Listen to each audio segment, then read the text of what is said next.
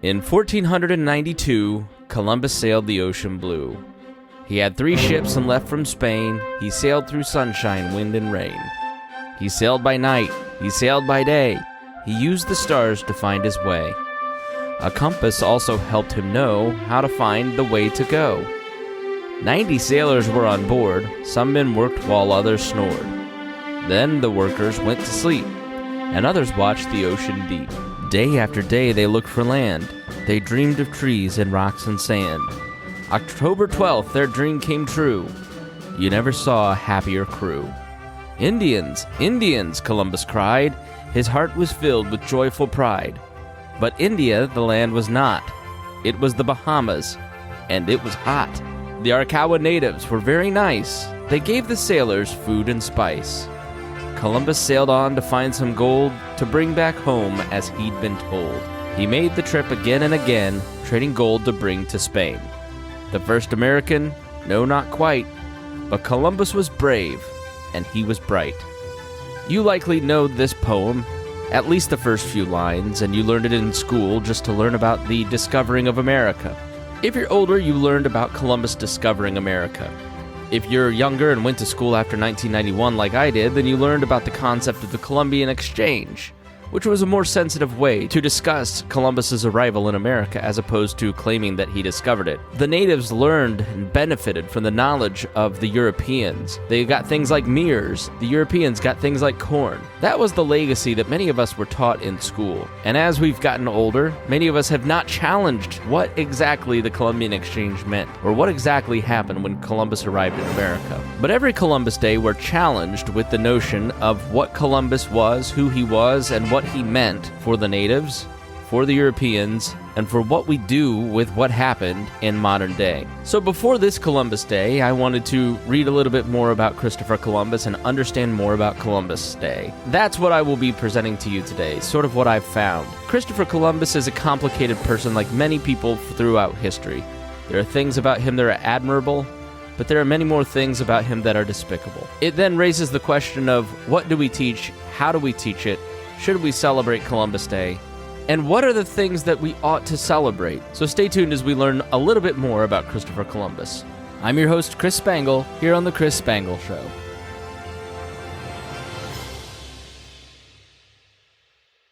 Let's start with Columbus Day itself. Last year, Joe Biden, in 2021, changed Columbus Day at the national level to Indigenous Peoples Day. In preparation for this, I listened to 2 podcasts from last year discussing this. One was the CBS Sunday Morning News podcast, as they interviewed someone from a Native American tribe giving their perspective, and they were very, very happy about the change. Then I listened to PragerU's Steven Crowder discuss Columbus Day. Frankly, literally every word of that podcast was wrong about Christopher Columbus. And it was mainly about how we're changing our history.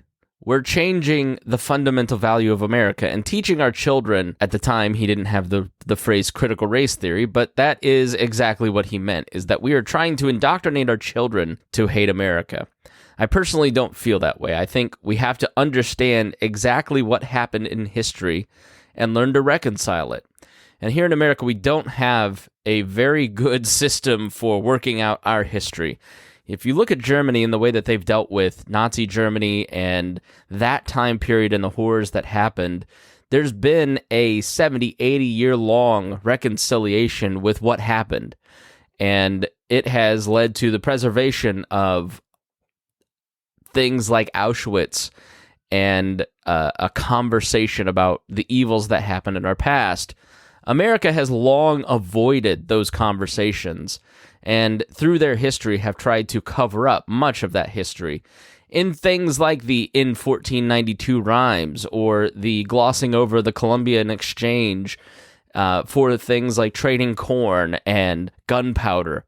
Columbus Day, I think, was the first cultural touch point where we started to reconcile with social history and what exactly happened in America's past.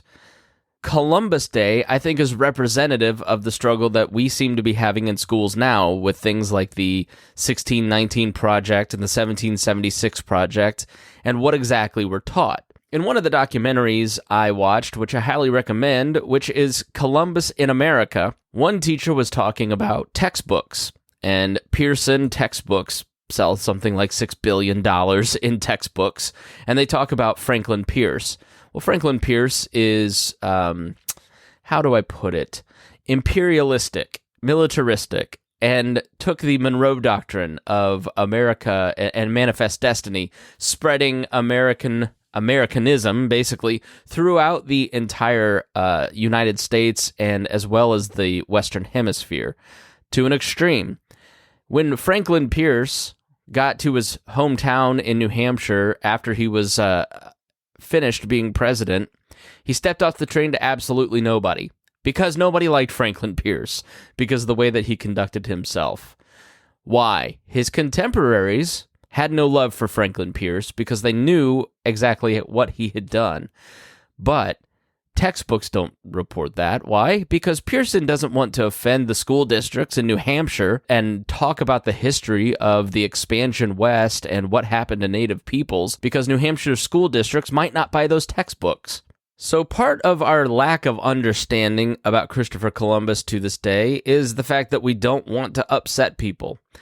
I may have said on a recent show, and I know I posted online about a conversation that I had with one of our listeners. Every year she would invite a Holocaust victim, someone that fled Nazi Germany to the USSR, ended up in a gulag, ended up homeless and countryless after they've escaped the USSR, and would go to speak to the school every single year about their experiences and the lead up to Nazi Germany and the oppression that they faced in the USSR, and students would get a lot of benefit out of it. Well, this year, she wasn't invited back. She wasn't allowed to speak. Why? Because the administration didn't want to ruffle any feathers because they're scared of the parents. Maybe not a bad thing, but maybe they're scared for the wrong reasons. Disinviting a Holocaust victim there's two sides to the Holocaust, but one is right and one is wrong. And we seem to be going through something that we have gone through many times in American history, but many people don't understand it because they don't quite think about their traditions. And one thing I have learned over the last couple of years is I have tried to really research the historical origins of what we think and why we do what we do. There are so many things that we consider traditions that were started by people in the late 1800s, early 1900s as a way to build a national identity. And Christopher Columbus is chief amongst these. Christopher Columbus, in the founding generation, you didn't have, like in Britain, the Druids and the thousands of years of history, the Celts. You didn't have Alfred. You didn't have the myths of King Arthur and Robin Hood to build a national identity.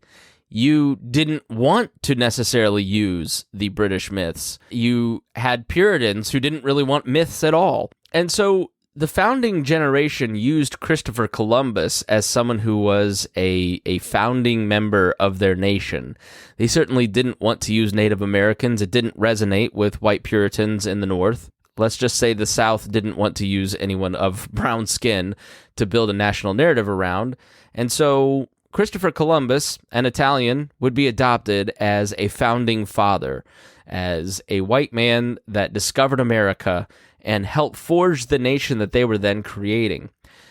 What every generation understands is that a national identity is important for social cohesion. You have to have these founding narratives as a way to keep society glued together. And one of the problems, as we've talked about on this show with social media, is that it starts to challenge that social cohesion. And one of the fears about talking about Columbus or giving up Columbus Day or taking down statues of Confederate generals is that it causes people who really believe in patriotic values and Americanism, so-called, to panic that they might be forced to question some of the ways that this country was founded and what else would they have to give up? What else might change? Which is a perfectly valid fear to me. If you start challenging Thomas Jefferson and we start to accept the truths about some of Thomas Jefferson's life, then are we taking down those statues? And is that a Trojan horse way to get rid of the natural rights tradition and the libertarian values that made America great? I think that's one of the struggles that struggles, tension that I deal with as I learn history and try to think about what I believe and what the future holds. And it's a perfectly valid tension, and it's perfectly valid to question whether or not these are beneficial. By that, I mean, what's the benefit of giving tools of social cohesion? But it's like patriotism. Libertarians, many of the libertarians listening, view patriotism as an evil, because patriotism, as we lived through in the 9/11 terror era, was used as a tool to silence dissenters, to build a militaristic response in Iraq. That was largely a failure, that was not necessary, that was cause of the death of over 1 million Arabs and Muslims in the Middle East. The patriotic values that were pushed by the Bush administration in the early 2000s, something that were beneficial to Americans. Libertarians will often question those patriotic values, but don't want to question some of the patriotic values built around the myths of the founders and people like Christopher Columbus, because they don't want to have to reconcile history. I'm not quite sure, but it's something that I still have not yet worked out. But I think that's part of why we have this tension with the Columbus Day tradition. Like I said, one of the surprising things about learning about something like Columbus Day is to find out its origins, that it didn't start with the founding, that it started in the 70s, the 30s, the 1890s. Columbus Day's tradition really begins in, let me pull up my article here so I have it. The first Columbus Day celebration took place on October 12th, 1792, when the Columbian Order of New York, better known as Tammany Hall, held an event to commemorate the 300th anniversary of the historic landing. What you have to understand about Tammany Hall, if you've never heard of Tammany Hall, it was the machine that basically ran New York politics in the late 1800s. Well, really, I mean, for over 100 years, I think. I mean, it was very powerful. Go look up Tammany Hall if you want to understand more. And it's sort of become synonymous with corruption, Boss Tweed, and I think one of the best books on policy was Plunkett of Tammany Hall, as he dispenses his advice, on politics. But what Tammany Hall did is walk down to the docks as people were landing in New York, immigrants from Ireland, from Italy, from Germany, and they give voice to the new immigrants and challenge the established white Anglo-Protestant traditions.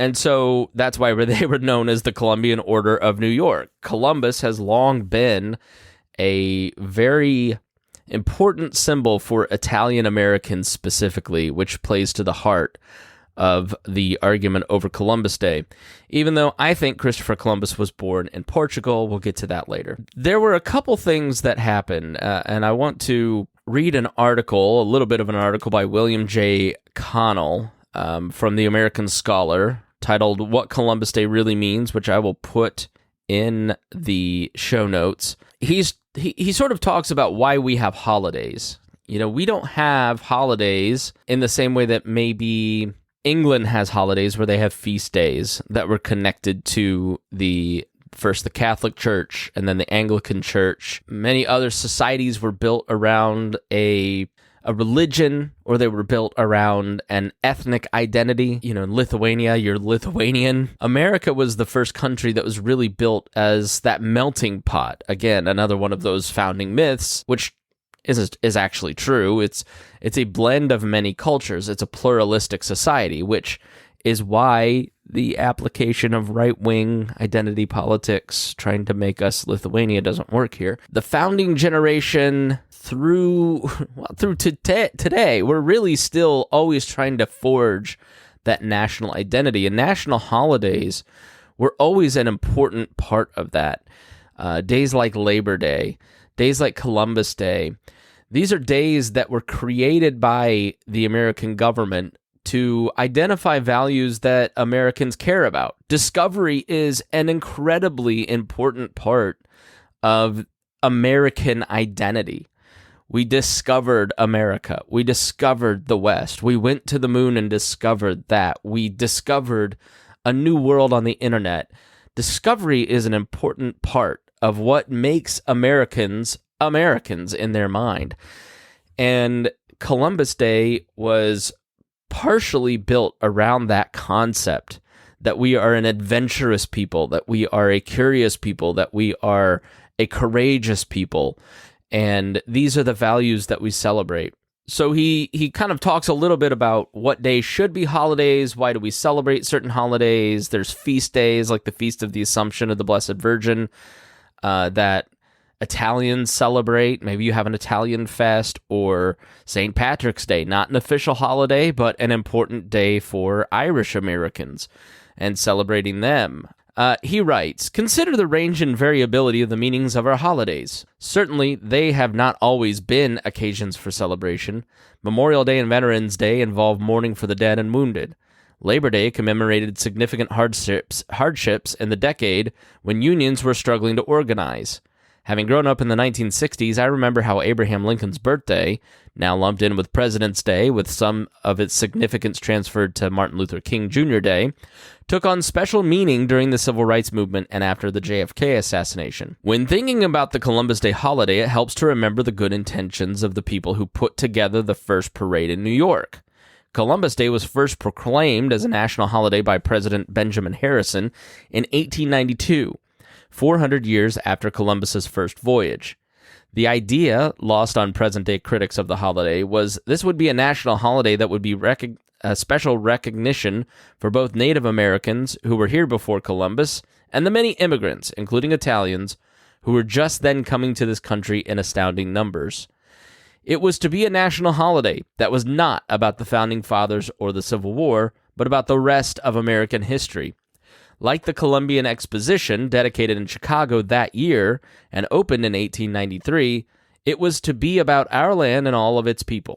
Harrison especially designated the schools as centers of the Columbus celebration because universal public schooling, which had only recently taken hold, was seen as essential to a democracy that was seriously aiming to include everyone and not just to preserve a governing elite. I will pause here and say that the Benjamin Harrison Museum is right down the street from me. We have an interview upcoming with the CEO of that museum. Benjamin Harrison was incredibly dedicated to the concept of Americanism and democracy. He had been changed by the Civil War and fighting in the Civil War, and he really felt that we needed these national narratives, that we needed these foundational myths to meld us together to never repeat what happened with the Civil War. He is one of the people that really helped shape the concept of us as America as opposed to 50 states. I will let you work that out if you feel that that is a good thing or a bad thing, but it is what it is, and Benjamin Harrison was incredibly impactful in trying to use schools, specifically new schools, to build that national narrative. It should also be noted that the Pledge of Allegiance was started at the Columbian Exposition. The Columbian Exposition in Chicago in 1893, what you probably know about it is the guy that was the serial killer because of the Eric Larson book, but it was incredibly important. The Beautiful Cities movement impacted cities around the nation. It was really seen as America's coming out party, and one of the tools that came out of that was the Pledge of Allegiance, which I said literally a week ago at some event that I went to, and you go to the Rotary Club and you say it. You said it every morning in school. Schools didn't have flags in them until the 1920s when the Klan put flags in schools in the state of Indiana. Why? Starting in this time and really ramping up in the 1920s, there was the concept of dual loyalty for Catholics, that you really couldn't be a true American if you were Catholic because the Pope had sway over you. People in Baltimore thought that there was a rumor in the early 1900s that the Pope had built a tunnel underneath the Atlantic Ocean and was marching an army to land in Baltimore to invade and take over America. And Italian immigrants were largely seen as part of that invading army. Here in Indiana, in the 1920s, the Klan circulated the rumor that the Pope had bought up large tracts of land in Indiana outside of Cincinnati and had built a temple in Cincinnati and was planning to invade Indiana and take it over, which, of all the places in America to invade and take over, why Cincinnati and Indiana? But you have an incredibly strong anti-immigrant, anti-Catholic sentiment. Here in Indiana, I mean, a third of the state was a member of the Klan by all estimates, and they were choosy. So people think up to 2/3. And if you read the Fiery Cross, their newspaper, it was largely Catholics and immigrants that were their targets, because there weren't many Jews or blacks at that time here in Indiana. And so this anti-Italian sentiment that festered for decades really got kicked off around the 1890s. And one of the triggers, there are two triggers for this.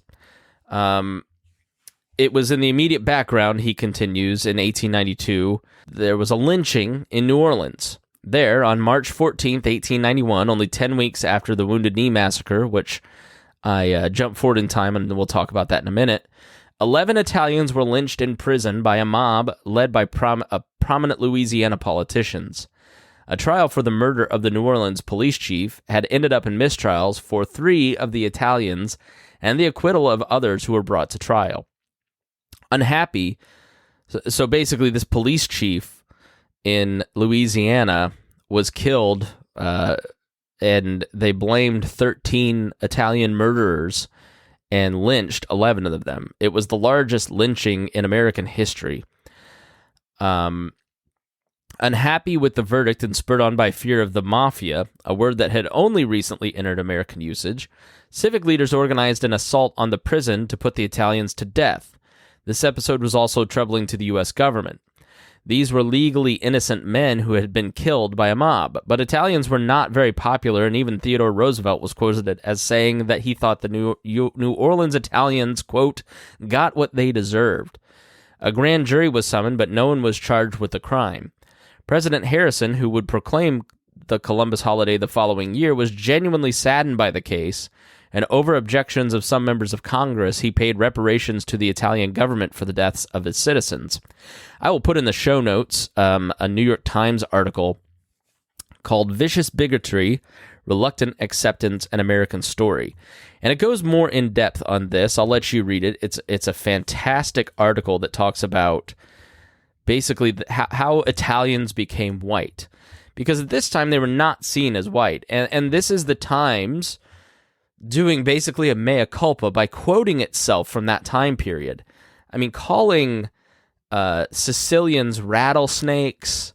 And one of the things that this article points out is how the Times, the northern newspaper, post-Civil War, talked about Italians and blacks, and talked about the outrage that this generated and the sympathy that this generated around the country. And for decades, there had been black Americans trying to get anti-lynching legislation passed to stop the indiscriminate killing of blacks. But America and its government did not move until this incident, because the Italian government and the American government had significant tension at the time and were pitted against one another. And they cut off diplomatic ties with the Americans, and Benjamin Harrison was facing the prospect of invasion or attack on either American soil or American interest abroad at a time when Americans were trying to build and expand their own empire, but still at this point did not have much of a standing army or navy, and were very vulnerable.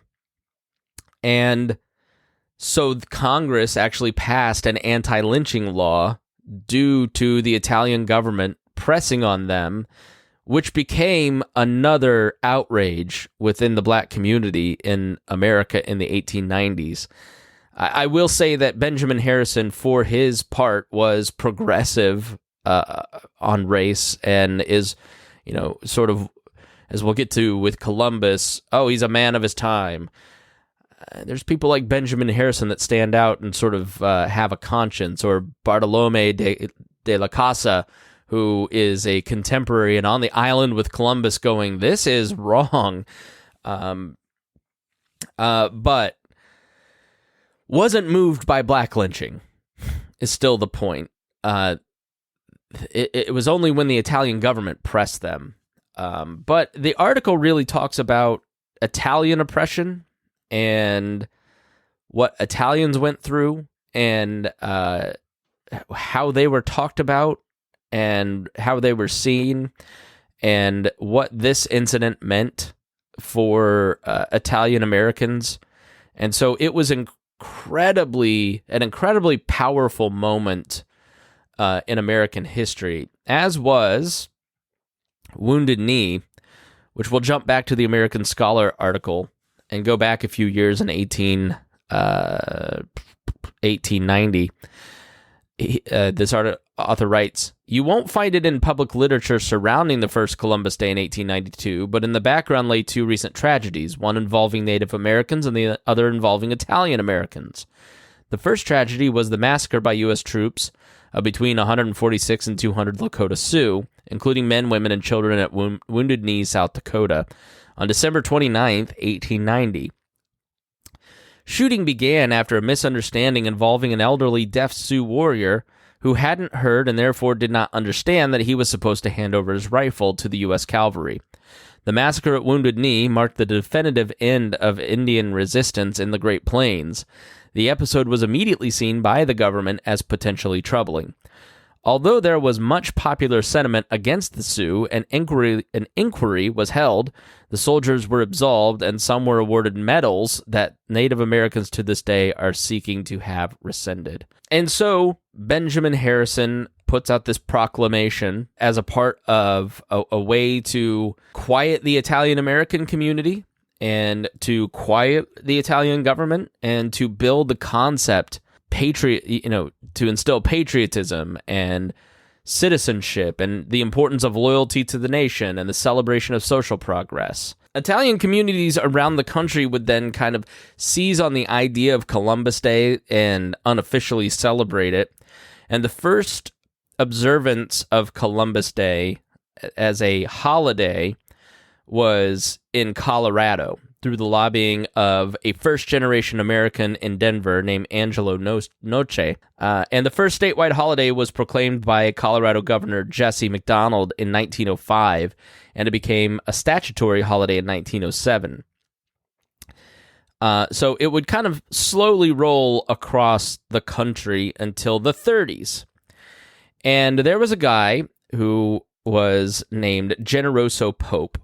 Generoso Pope was an Italian-American who owned newspapers and radio stations and was a very influential New Yorker, and he was backed by the Knights of Columbus in lobbying, and he was very, very important to Franklin Delano Roosevelt, because remember, Franklin Roosevelt wins in 32, 34 in the Great Depression, and he's from New York, and he received much of the Italian vote because of Generoso Pope.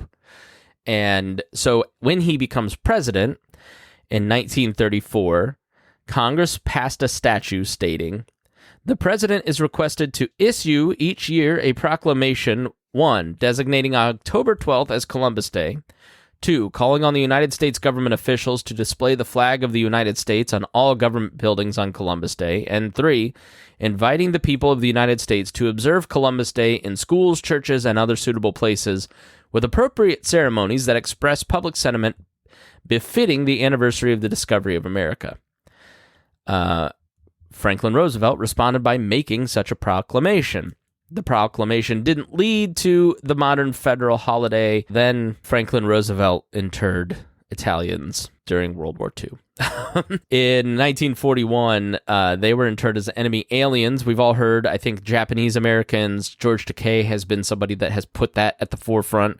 And many people don't know that many German and Italian Americans went through the same thing and were deemed enemy aliens because they thought that they would be loyal to Italy and not America in World War II. In 1942, Franklin Roosevelt removed the designation of Italian Americans as enemy aliens and announced it on Columbus Day, along with a plan to offer citizenship to 200,000 early Italians living in the United States who had been unable to acquire citizenship due to a literacy requirement. Try to keep blacks from vote. Sorry, something in my throat. But the implementation of the announcement was not completed until those interred in camps were released after Italy's surrender to the Allies on September 8th, 1943. I'm reading that from Wikipedia, the Columbus Day entry. So it wasn't until the 60s that there was a guy named Mario Luca from Buffalo who founded the National Columbus Day Committee, and he lobbied to make Columbus Day a holiday, and he was finally successful when Lyndon Johnson in 1968 signed in Columbus Day as a federal holiday in 1971. And they changed the holiday to the second Monday in October so everybody could have a 3-day weekend. Then, like I said, on October 8, 2021, Joe Biden proclaimed that October 11th would be recognized as Indigenous Peoples Day by the federal government, changing it. Many Italians still feel like this is an attack. And if you watch that documentary I mentioned, Columbus in America, you see the Italian guys talking about how, and listen, we lost Polly Walnuts this year. In honor of Polly Walnuts, I suggest that you go to a Columbus Day parade and beat the shit out of somebody. And that is really what most of us think about when we think of Columbus. We think about the confusion around Columbus Day, everybody having wrong takes about it, and Polly Walnuts and Silvio going to beat the crap out of somebody at a Columbus Day parade because it's incredibly important to Italian Americans. And this guy was sitting there saying, hard work and family values and on, talking about all these things that embody Italian Americans. And I agree with him. When you look at the Italian heritage in America, hard work, entrepreneurship, family, these are very important traits. But those were not traits that Christopher Columbus had. and I think, there was an article that I did not read called How Columbus Day Fell Victim to Its Own Success in the Atlantic. And that's sort of true. Like, many of these now white, formerly persecuted ethnic groups, like Italians and Irish, set in motion some of these ways to gain respect and then became just sort of part of the culture. Like, I don't know if I'm Italian or British or German or what. I'm just like an American, right? And that is what many people of color are fighting for, basically, and why they feel that Columbus Day should be changed into National Indigenous Peoples Day, because they ought to have the same lack of consideration, I guess it should be put. But Italians are upset that they're losing their day. But do most people who are like third or fourth Italian American generation, like, do they think of themselves as Italian? Like, other than, yeah, I'm Italian, right? Like, I don't know. So, personally, I would not celebrate.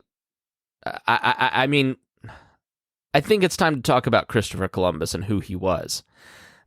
Because if you're an Italian American and you understand who Christopher Columbus was, then you really don't want to celebrate him.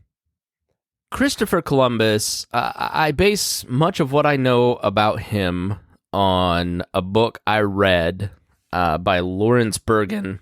And it was an excellent book, and I felt that it was very fair in that it talked about Columbus in who he was as a good person and a bad person. He was a complex human being that had good traits and bad traits.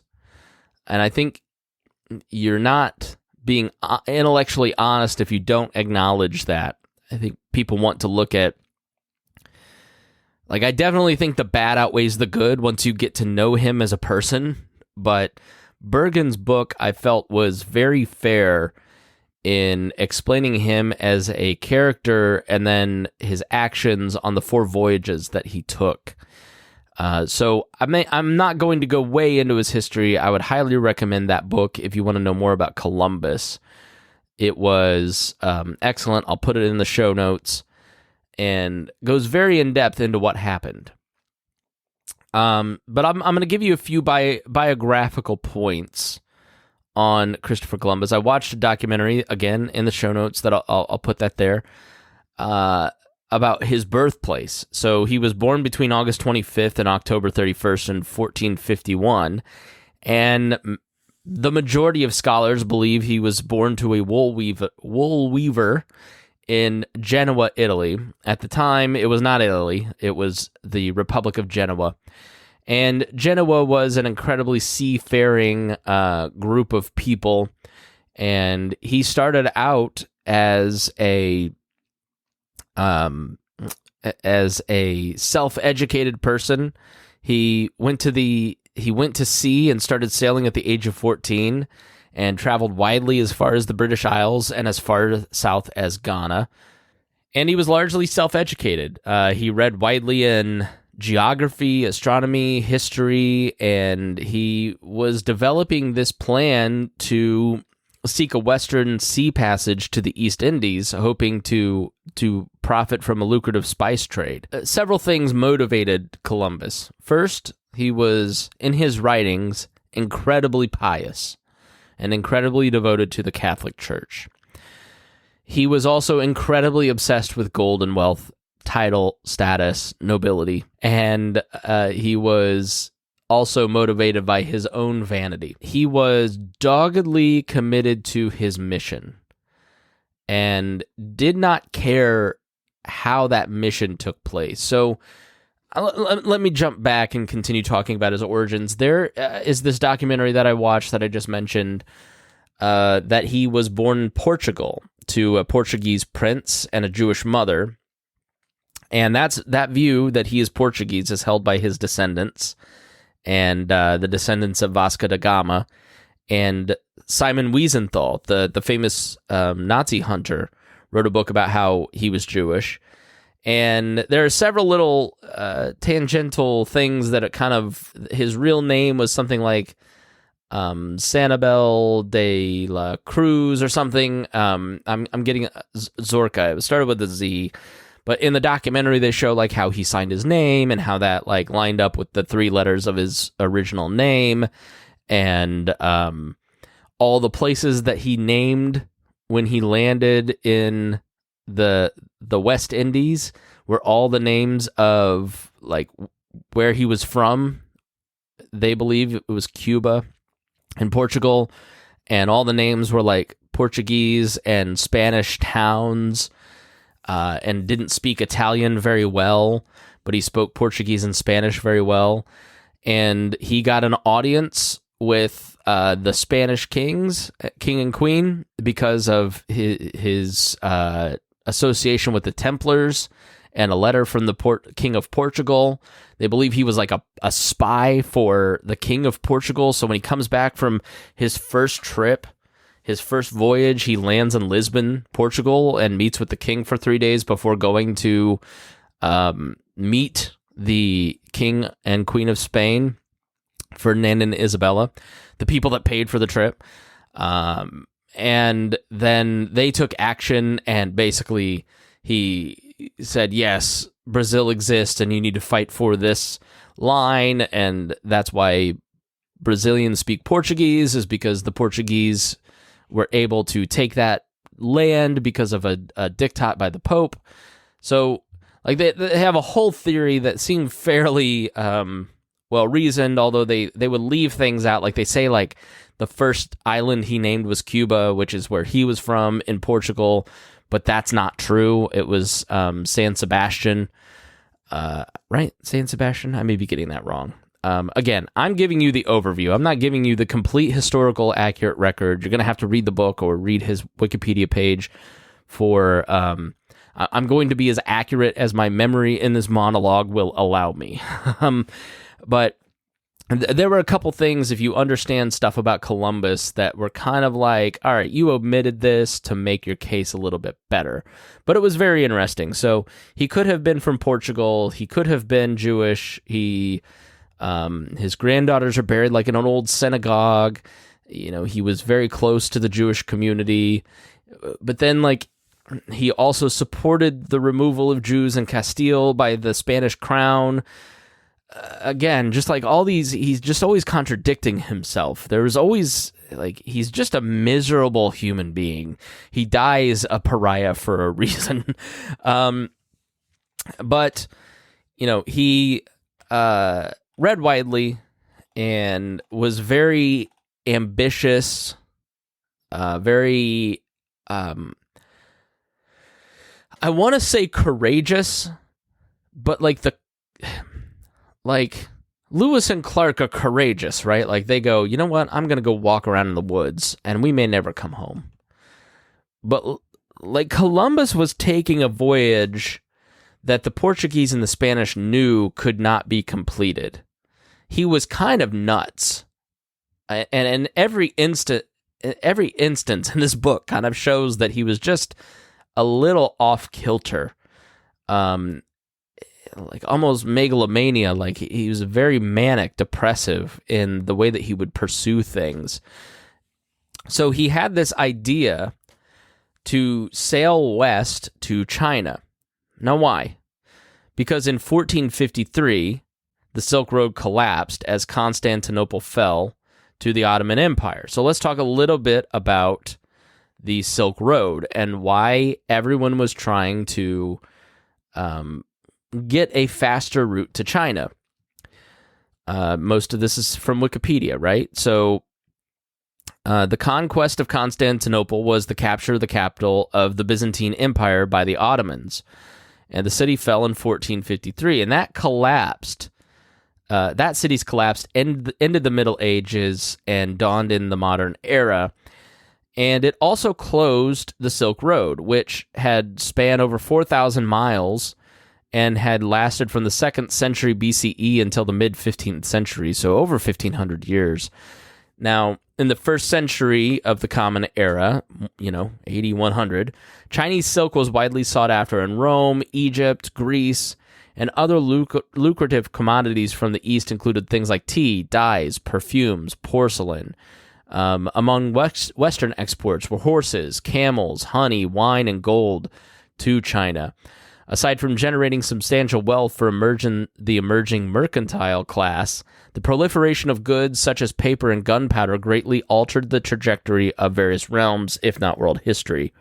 So it had survived all of these trials and tribulations and things like the plague, and people on the Silk Road would travel despite banditry, but it was incredibly important to this mercantile class to have the ability to trade with China. There was a lot of talk at the time about sailing the other way, and you know, to get from Portugal to China, remember there wasn't a Suez Canal. You had to go all the way down around Cape Horn, Africa, which was if my memory serves me correct, like a very treacherous strait of ocean to get to China. But there was a lot of talk of what if you go the other way. But the leading experts in both Spain and Portugal knew that the Earth was 3 to 5 times longer than Columbus thought it was in terms of sailing, and they knew that no boat could hold the amount of equipment that you'd need to get there. And indeed, by the time he sails in the first voyage to the Canary Islands to restock, and then sails 5 weeks to the Bahamas, essentially. And they're about to mutiny, and they're almost out of food. So imagine going twice, 3, 4 times longer than that. They wouldn't have made it to China. And Portugal knew that, which is the official story is that they denied him for that reason. The conspiracy theory is that they sent him on to Spain to spy on Spain and work with them. But he wants to go sail east, and he had this idea in the 1480s. So remember 1453, the Silk Roads collapse. This was also a time when traveler novels are very, very, very high selling, right? Like in the podcast world, true crime is really hot. Well, Marco Polo's books were very hot at this time. And so a young, ambitious man wants to do, all kinds of great traveling and sailing, and he was not immune to that. In the 1480s, he was writing Tuscanelli for maps, and,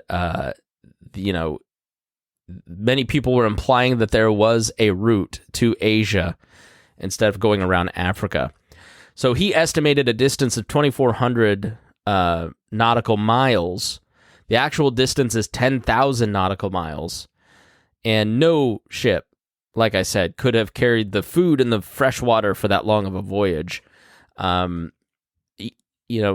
It was uncharted ocean, so literally nobody knew what lay ahead. They had an idea that it was around 10,000 miles. He didn't, because he was very stubborn. And no matter how many of those experts in Portugal and Spain said that it was impossible, over a period of months of negotiation, he would say, no, this is how it is. I've got these maps. But they're like, we have the evidence. Here's this. And he's like, nope, you're wrong. I'm right. So people just felt that it was unfeasible. The other thing that plays into this is the Catholic monarchs, which they were known as, Isabella and Ferdinand, had just finished the Reconquista, an expensive war against the Moors in the Iberian Peninsula, and bringing to close basically an 800-year war for the Iberian Peninsula, which is Spain, and reconquering Spanish territory.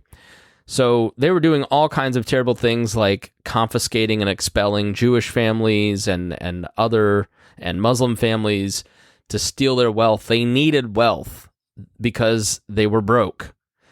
So he, in 1484, proposes his planned voyage to King John II of Portugal, and they said, this is insane, and no. So then he goes and seeks an audience with Ferdinand II of Aragon and Isabella of Castile, who had united several kingdoms in the Iberian Peninsula by marrying and were now ruling together. On May 1st, 1486, that's 8 years before he leaves, permission having been granted, Columbus presented his plans to Queen Isabella, who in turn referred it to a committee. So this committee implied the idea impractical, but the monarchs wanted to keep Columbus from taking his ideas elsewhere, just in case he was right, and wanted to keep their options open. So they gave him an allowance of 14,000 maravedis, which I don't know how much that is in modern money, basically the annual salary of a regular sailor. And in May 1489, the Queen sent him another $10,000. He is writing letters to her saying, I need more money, I need more money, I need more money. That is a consistent theme with Columbus, is that he's always writing, needing more money. So he got a letter from the king and queen that he was to get lodging and food from everybody everywhere he went.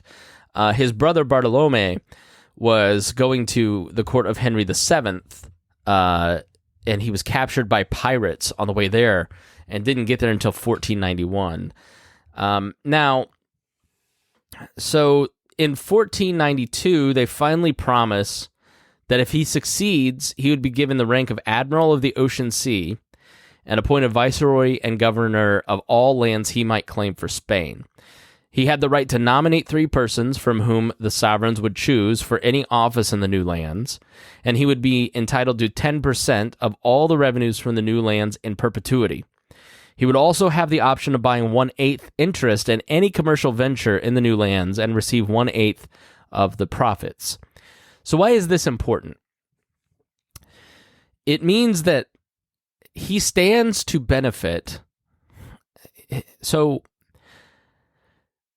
if you believe the Portuguese story, he's a bastard from Portugal, which means he has no rank, title, or standing.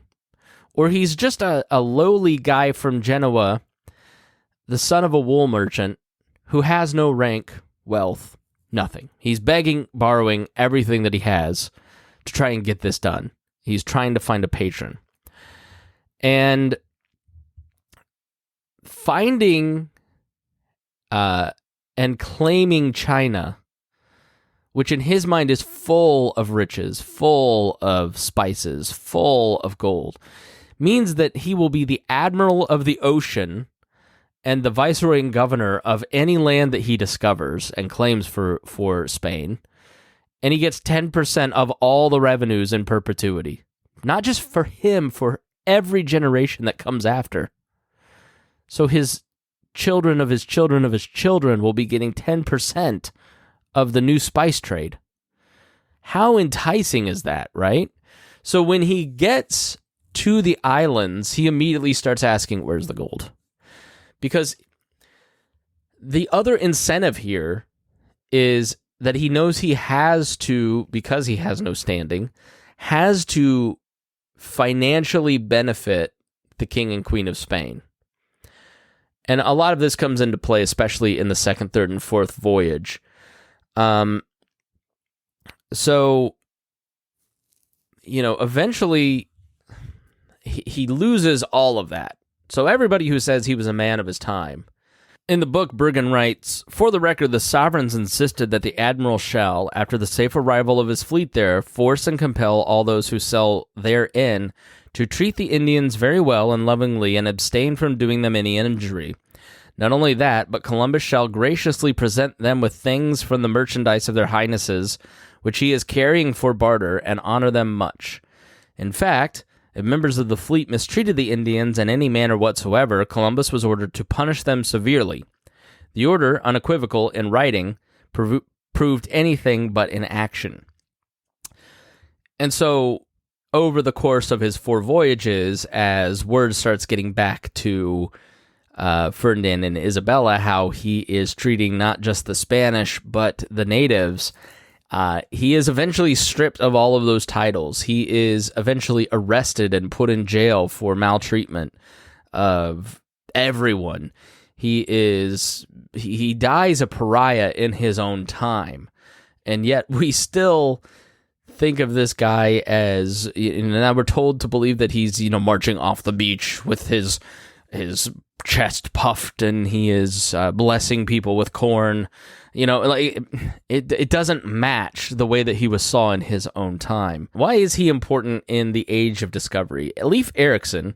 So again, going back to the Protestant versus Catholic notion in the early 1900s, people in Boston erected a statue of Leif Erikson, saying he was the real person to discover America.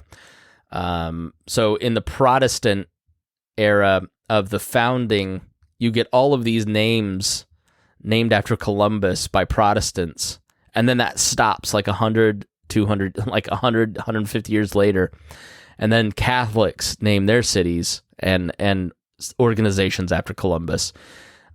District of Columbia, for instance. So,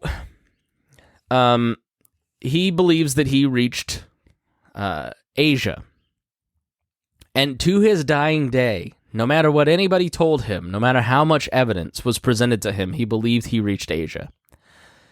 Which is a large reason. Like, have you ever wondered why it's not called Colombia, the United States of Colombia, but instead it's named after Amerigo Vespucci, who received credit for recognizing this as a new world? It's because he just refused to believed that he discovered a new world, and he was awful. And so they named America after somebody else. So he set sail, and on October 7th, I don't need to tell you the boats, the Nina, the Pinta, and the Santa Maria. The Pinta was managed by the Pinzon brothers, which comes into play in the story. But they're on this 5-week voyage, and it's incredibly hectic. And they, October, by the way, is hurricane season. He managed in the first voyage not to get hit by any kind of hurricanes, but hurricanes would wreak havoc on later missions and would wreak havoc on the settlements themselves. But they're mutinying. They're days away from mutiny and killing Columbus because they believe that he's lied to them. Because Columbus didn't navigate like other navigators. He just went with his gut. He just sort of... He did have a sixth sense and a canny ability for navigation by looking at the stars. That part of the poem is true. He was an idiot savant in terms of sailing. But other people didn't understand that, and he didn't do things the way that other sailors did, and so they felt that they were lost in the middle of nowhere. It was incredibly hot. On many of these voyages, they would end up in this strait of the Atlantic that apparently gets like no cloud cover, and they were baking to death. And so running out of food and water, and then they spot on the Pinta, it was the lookout, Rodrigo de Triana, around 2 in the morning, they see birds. Why is it important that the Pinta, the Pinzon brothers, and Rodrigo here spot land first? Because it means that they technically get to claim the land for themselves, because part of the deal of the Pinzon brothers taking this risk to go was to get lands for themselves. But Columbus rewrites history because he's the one writing to the king and queen that he spotted the land, and he's the one that named it San Salvador in the Bahamas. He met natives called the Guhani, and he states, "I saw some who had marks of wounds on their bodies, and I made signs to them asking what they were. And they showed me how people from other islands nearby came there and tried to take them, and how they defended themselves. And I believed that they come from here, from terra firma, to take them captive. They should be good and intelligent servants, for I see they say very quickly everything that is said to them. And I believe they would become Christians very easily, for it seemed to me that they had no religion. Our Lord pleasing, at the time of my departure, I will take 6 of them from here to your highness in order that they may learn to speak." So he initially encountered the Lucayan, the Tiano, the Arawak peoples. He noted their gold ornaments, talked about gold incessantly. He took some of the Arawaks prisoner and insisted that they guide him to the source of the gold. And Columbus did not believe he needed to create a fortified outpost, writing, "The people here are simple in warlike matters. I could conquer the whole of them with 50 men and govern them as I pleased." The Tianos told Columbus about another indigenous tribe called the Caribs, and they were fierce warriors and cannibals who made frequent raids on the Tianos, often capturing their women. That documentary, the Columbus in America, never mentions the Caribs. They only talk about the Tiano. They don't mention the Arawaks. They literally say in the documentary, they never had any war. There was no conflict before the Europeans showed up. There was never any arguments, and they settled everything through handball games, and there was no violence until the white people showed up, which is just completely untrue. According to, Columbus wasn't the only one writing. He took people with him who were classically educated and people who could write. De las Casas is one of the people that sank him, who was this Catholic friar who came to convert natives to Catholicism and became his biggest critic. and really the moral conscience of the New World in the beginning. The Caribs were incredibly violent, would travel around by boat up to 1,000 miles in other places, and would do horrible things. Like, once they got the ability to communicate, and all throughout this story, the New World was very much like the Old World in that you had tribes of people battling for land and resources, and these islands were very scarce. Like, the people that he encountered, the Arawaks in Hispaniola,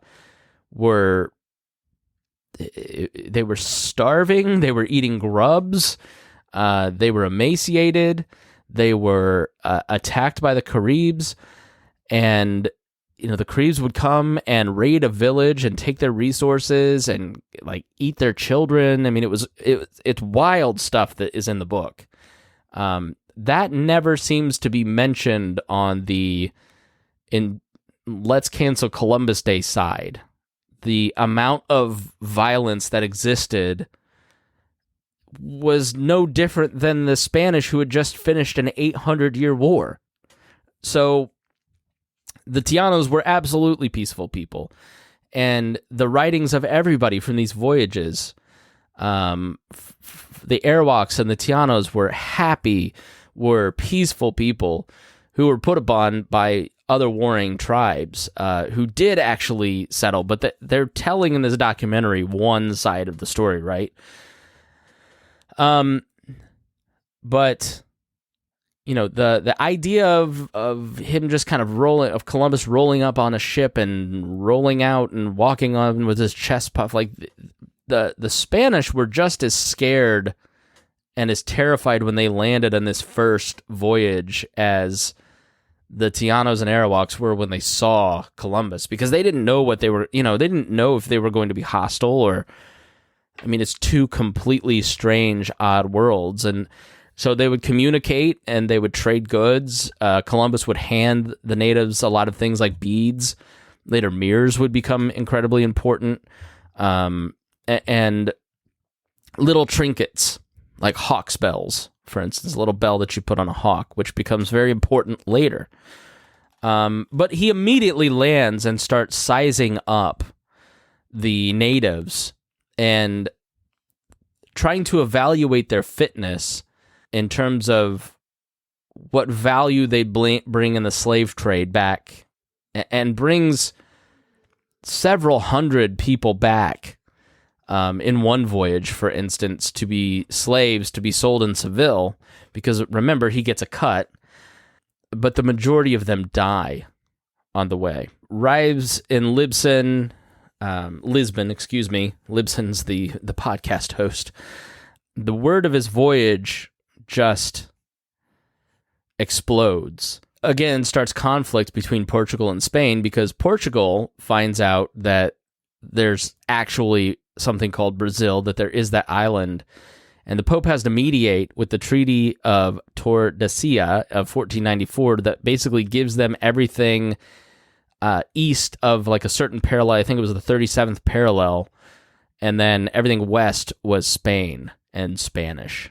Before he returns, he leaves men on the island. It is hard to explain. The book does a great job of kind of explaining this, how incredibly messed up this is. Leaves them with like no supplies. Good luck. But he is concerned that because he didn't immediately find, like, he thought he literally like would land and there would just be a massive amount of gold laying on the beaches that he would start picking up. And there wasn't. They would find pyrite. I went to Puerto Rico this past summer, and there was pyrite everywhere in the streams. But so he would like collect all the pyrite, and he would take it back, and then they'd be like, "This isn't gold, dude." But so because he doesn't find gold, he immediately starts selling the Spanish crown on the wealth inhuman capital in slavery of the people that he found. He says, "They ought to be good servants and of good skill, for I see they repeat very quickly whatever I said to them." That was a letter back to the king and queen. He doesn't know if that's going to fly with the crown, so he leaves part of his crew there on the island. So when he gets back, they have to let him go back. And he's basically assigning these people to their death warrant. And he doesn't they don't draw straws. He just decides the 14 he's going to leave and pushes off his boat and starts sailing back. And then they wave and they're like, bye. And he doesn't know exactly what's going to happen when he comes back. Well, what happened was that all of them were killed. They were just a few days short. So he basically ends up going back on the second mission. He brings 17 ships with nearly 1,500 men, including soldiers, sailors, priests, carpenters, stonemasons, metalworkers, farmers, a physician who wrote, Alvarez Chanca, who wrote a detailed account, Juan Ponce de Leon, the first governor of Puerto Rico and Florida, the father of Bartolome de las Casas, a cartographer who is credited with making the first world map of the New World, Juan de la Cosa, and Columbus's younger brother Diego. And they arrive to La Navidad in Hispaniola, which is kind of on the north side I believe it's in modern-day Haiti. The 39 Spaniards had been left, not 14. And Columbus found the fort in ruins and destroyed by the Tianos after some of the Spaniards reportedly antagonized their hosts with their unrestrained lust for gold and women. Basically, those 39 men were desperate, started stealing food and raping women. And so they got killed for it. So he then established a poorly located and short-lived settlement to the east, La Isabela, in the Dominican Republic. I think it's Playa Plata is where it's at now. Eventually, they end up settling down in Santa Domingo. You can go where we went on our honeymoon last year to Santa Domingo and see the original governor's mansion. We also visited Old San Juan in Puerto Rico. And obviously, I'm a huge St. Augustine nut, which is the northern outpost of the Spanish slave trade and gold empire for the most part. So he would then drop everybody off, and then he went to explore Cuba and Jamaica and returned to Hispaniola. And by the end of 1494, disease and famine had killed 2/3 of the Spanish settlers, and Columbus implemented economia, which is a Spanish labor system that rewarded the conquerors with the labor of conquered non-Christian people. And Columbus executed Spanish colonists for minor crimes and used dismemberment as punishment. Columbus and colonists enslaved the indigenous people, including children. Natives were beaten, raped, and tortured for the location of imagined gold. Thousands committed suicide rather than face oppression. And then in 1495, he rounded up 1,500 Arawaks, some of whom had rebelled in a great slave raid. About 500 of the strongest were shipped to Spain as slaves, with 200 of those dying en route. So a little bit more about this tribute system. With his two brothers, he established 3 more fortresses. And he used this to enforce a system of tribute that ruined the island's previously resilient economy. Henceforth, every Indian over the age of 14 had to give the equivalent of a hawk's bell filled with gold. Caciques, or tribal leaders, were required to give even more to the Spanish occupiers. Indians who lived in regions where gold was scarce could substitute cotton, spun or woven, not raw, if they wished, but everyone had to give his tribute on pain of death. Those who complied received a stamped copper or brass token to wear around their necks in what became a symbol of intolerable shame. Now, why shame? Because you cooperated with the occupiers. Because you didn't have everybody occupying. You had people in the mountains of Hispaniola. In the middle between Dominican Republic and Haiti, there's large mountain areas, and there were tribes of people who were resistors and were constantly not only networking the tribes to attack the Spanish colonizers, but also working with mutineers who were Spanish guys who had gotten sick of Columbus and started cooperating with the Native Americans. But it was a shame to work with them. Of the system, Las Casas charged even the cruelest of the Turks or Moors or the Huns and Vandals who laid waste to our kingdoms and lands, destroyed our lives, would have found such a demand impossibly onerous, and would have deemed it unreasonable and abhorrent.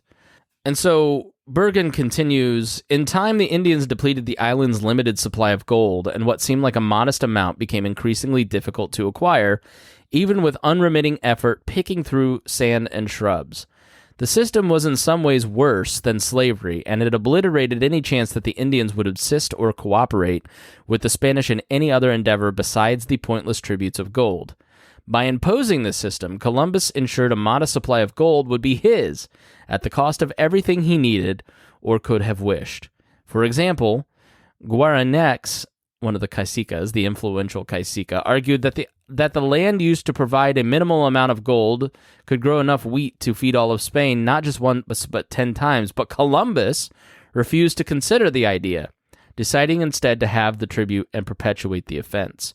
So basically what Guaranex would say was like, we could grow 10 times the amount of wheat that could feed Spain, but you're obsessed with gold. So instead of using the resources of the island that would have naturally benefited the native peoples and Spain, he was doggedly obsessed with gold. Again,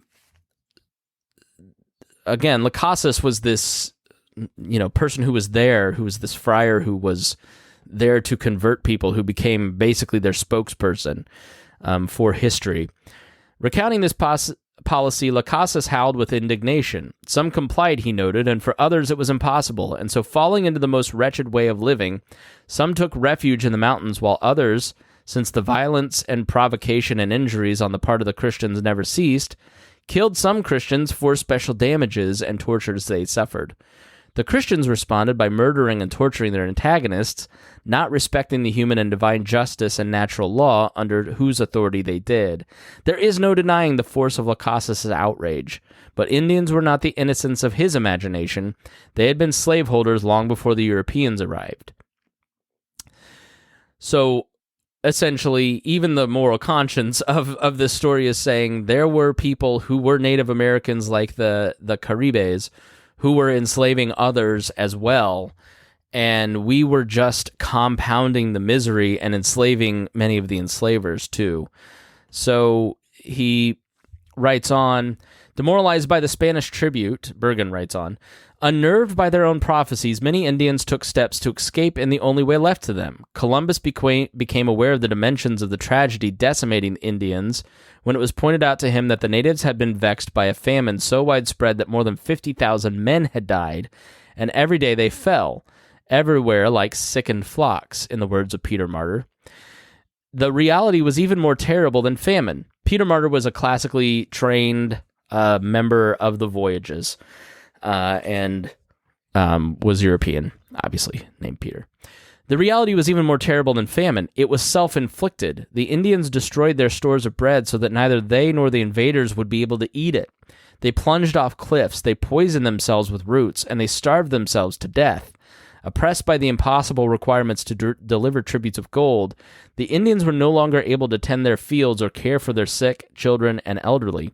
They had given up and committed mass suicide to avoid being killed or captured by Christians, and avoid sharing their land with them. The dwindling number of survivors found themselves trapped in a survivalist endgame. Some took refuge in the mountains where Spanish dogs set upon them.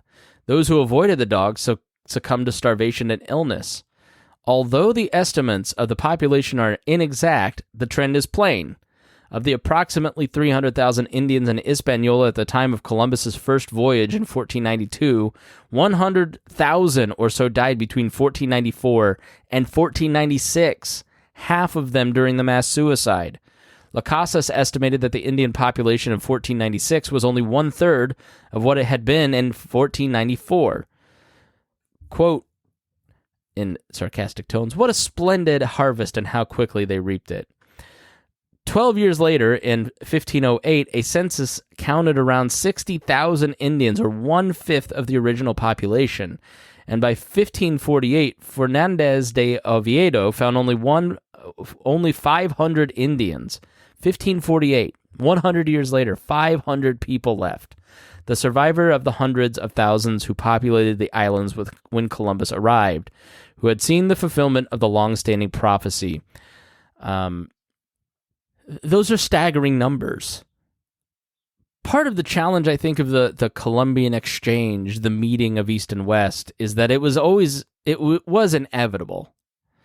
Like, there was never not going to be a time when someone from the Western Hemisphere met someone from the Eastern Hemisphere. And many of the people that were just mentioned died from disease, which also I think was inevitable, right? Like, introducing smallpox to people who have no natural vaccination to smallpox was going to be a brutal thing. Like, the Inca Empire dying out basically because of disease is an immense tragedy that I don't know could have been avoided.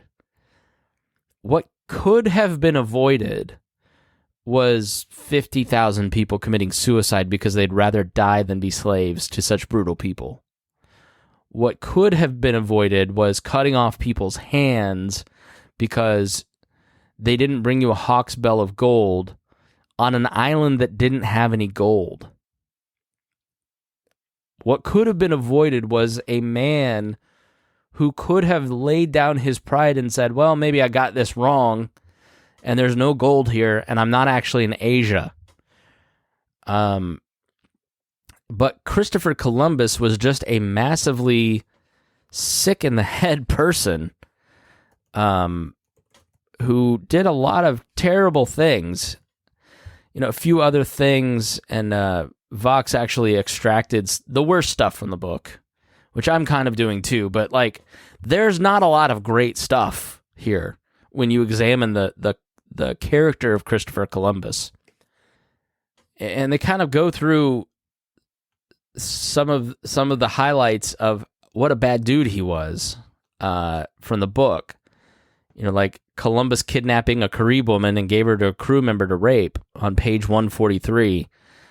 While I was in the boat, I captured a very beautiful woman who the Lord Admiral Columbus gave to me.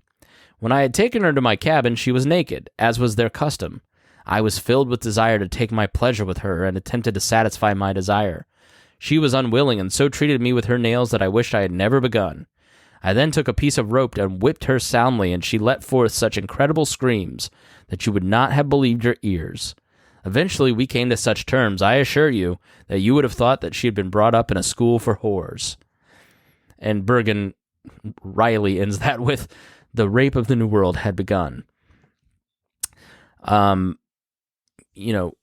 an attack by more than 2,000 Indians, Columbus had an underling, Alonso de Ojeda, bring him 3 Indians, whom Columbus then ordered publicly beheaded as a message, and cut off the ears of another for retribution for failing to be helpful to the Spaniards when fording a stream.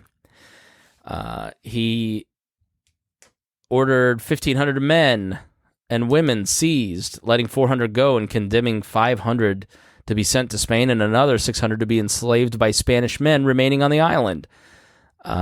We mentioned that one. Mentioned the brass bells. We mentioned the mass suicide. We mentioned the mass death of only 500 being, none of that caught the attention, though, until he starts treating the Spaniards badly. He ordered at least a dozen Spaniards to be whipped in public, tied by the neck, bound together by feet for trading gold for food to avoid starvation. He ordered a woman's tongue to be cut out for having spoken ill of the admiral and his brothers. Another woman was then stripped and placed on the back of a donkey to be whipped, as punishment for falsely claiming to be pregnant. He ordered Spaniards to be hanged for stealing bread. Bergreen continues, I've been saying his name wrong the whole time, I'm sorry. He ordered the ears and nose cut off of one miscreant, who was also whipped, shackled, and banished from the island. He ordered a cabin boy's hand nailed in public to the spot where he had pulled a trap from the river and caught a fish. Whippings for minor infractions occurred with alarming frequency. Columbus ordered one wrongdoer to receive 100 lashes, which could be fatal, for stealing sheep, and another for lying about the incident. The unlucky fellow was named Juan Moreno, received 100 lashes for failing to gather enough food for Columbus's pantry. He once admitted in a letter to a Spanish friend, to a friend of the Spanish queen, quote, "There are plenty of dealers who go about looking for girls. Those from 9 to 10 are now in demand. For all ages at a good price must be paid."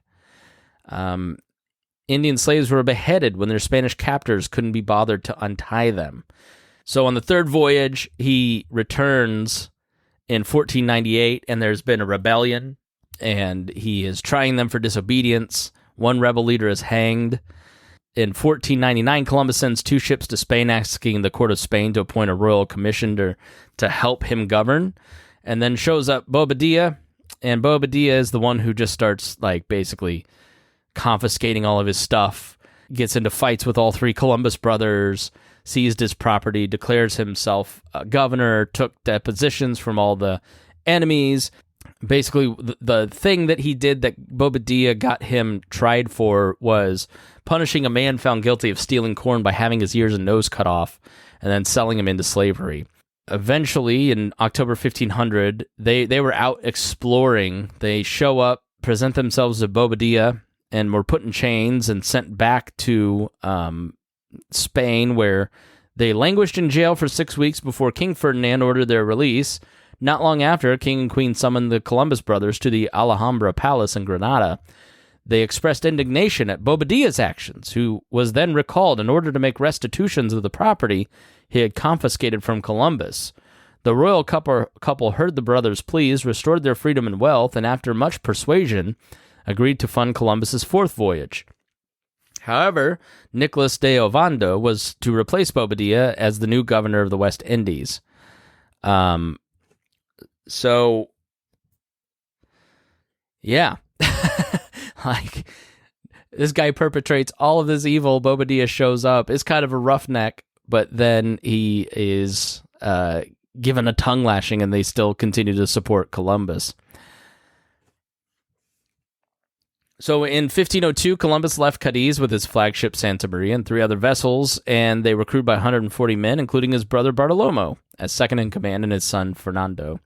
He sailed to the Moroccan coast to rescue Portuguese sailors said to be besieged by Moors, and the siege had been lifted by the time they arrived, so Spaniards stayed only a few days and continued on to the Canary Islands.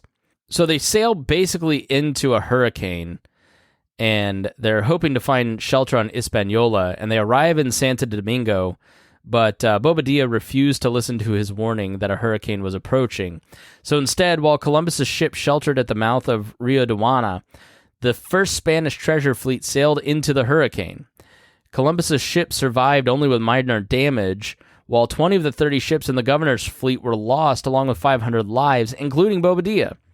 Although a few of the surviving ships managed to straggle back to Santa Domingo, the fragile ship carrying Columbus's personal belongings and his 4,000 pesos in gold was the sole vessel to reach Spain.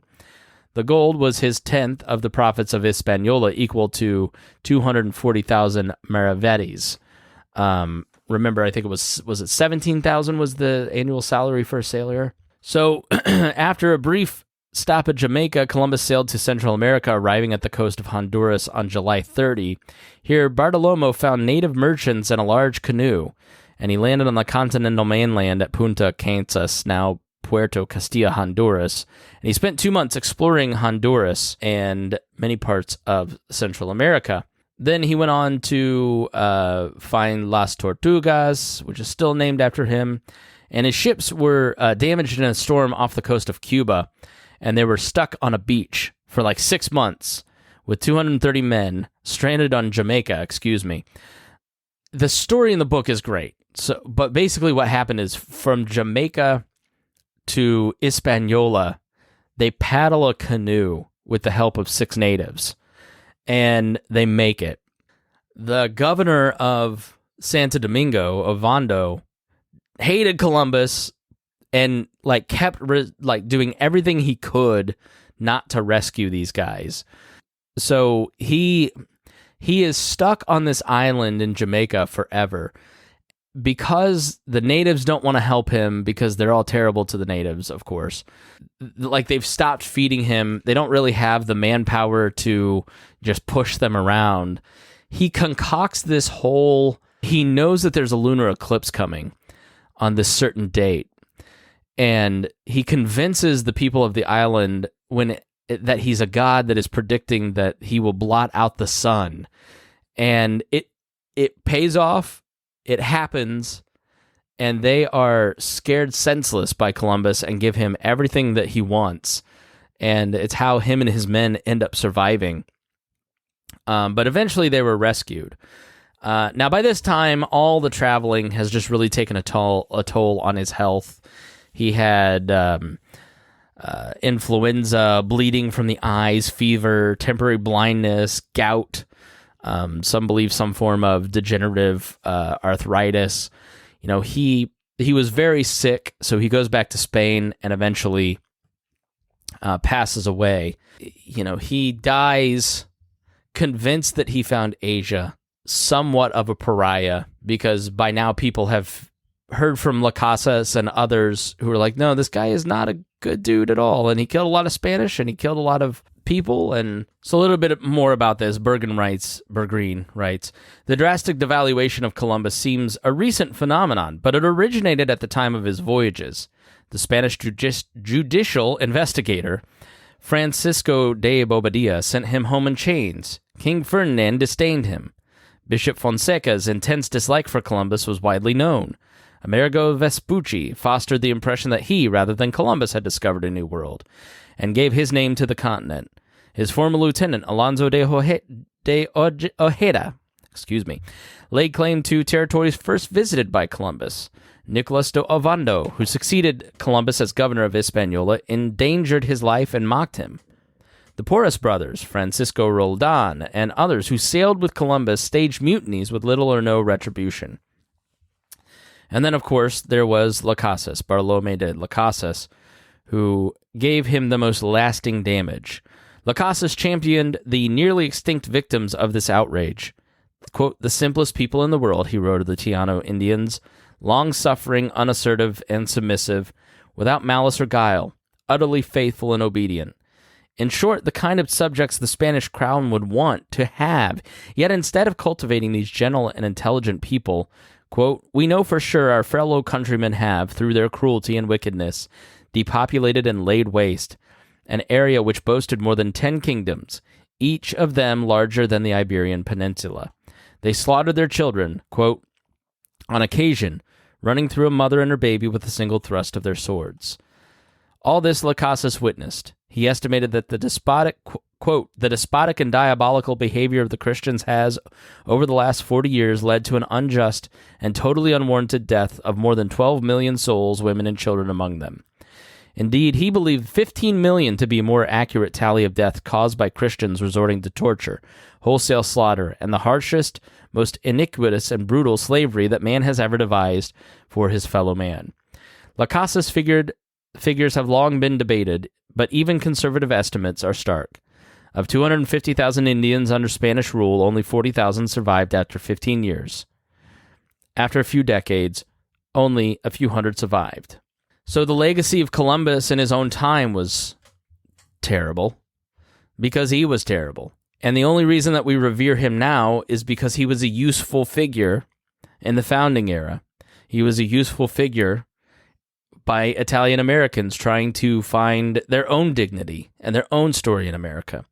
He was a useful figure by American politicians in the 19th and 20th century to build on the American patriotic story. And in many ways, they completely perverted that story. Washington Irving, the man who wrote The Legends of Sleepy Hollow and Rip Van Winkle, wrote the first English, or the most significant English biography of Columbus when he was stationed in Spain, and would go on to write a 2-volume biography of Columbus after spending years poring through the archives. He also questioned the origin of his Italianness and thought that he might be Portuguese. But Washington Irving, like so many biographies in the 19th century, were just full of inaccuracies because they didn't know what we know now in the age of global information sharing, and created so many of those myths. The poem, I don't know exactly where the In 1492 poem comes from. I hope you have a better appreciation for who Columbus was, what Columbus Day is, what it is used for, why there is controversy. The reality of Christopher Columbus is that he was a complicated person who was mostly terrible. Is this the type of person that we feel that we ought to celebrate? In my personal opinion, absolutely not. He initiated the slave trade. He initiated the policy of native extermination that continued, well into the 20th century. What's good here? If you're going to have days celebrating a common story, if you're going to use holidays to build a culturally cohesive narrative that brings us together, why would we not want it rooted in truth? Why would we want it rooted in a reminder of everything that is controversial and terrible in America's history? I feel like statues of Thomas Jefferson and George Washington are worth fighting for, because they stand for the creation of a country around liberal democratic values, capitalistic values that led to the freeing of slaves, that led to the freeing of so many of the lower classes, the increasing of wealth for the poorest people in the world, the level of innovation that has come out of America and the revolution that was set in motion by the founders is beneficial for all people and is positive for all people, despite their very, very clear flaws as slave owners. But can we say the same about Columbus? What about his personal actions are honorable, are to be mimicked, to be replicated? What is there in this story that we can take away in a positive way that kind of like builds a cohesive narrative? So the very people who are fighting against getting rid of Columbus Day, who say, you're just trying to indoctrinate our kids against America, are really fighting for an anti-American story. And it makes absolutely no sense to me why you would want to fight for someone who was evil and actions that were evil, especially when you now know that it was rooted in attempts to get you to propagandize you, essentially, to love the American government. I hope that this clears it up. I hope that it makes a little bit more sense for you. I think it's certainly a no-brainer. If you don't, then please research some more and continue thinking on it. You don't have to agree with me, but that's the beauty of America. We all can get to the bottom of the truth and decide for ourselves and stop forcing each other to do other stuff. Mostly the point of America. Maybe we'll get there one day.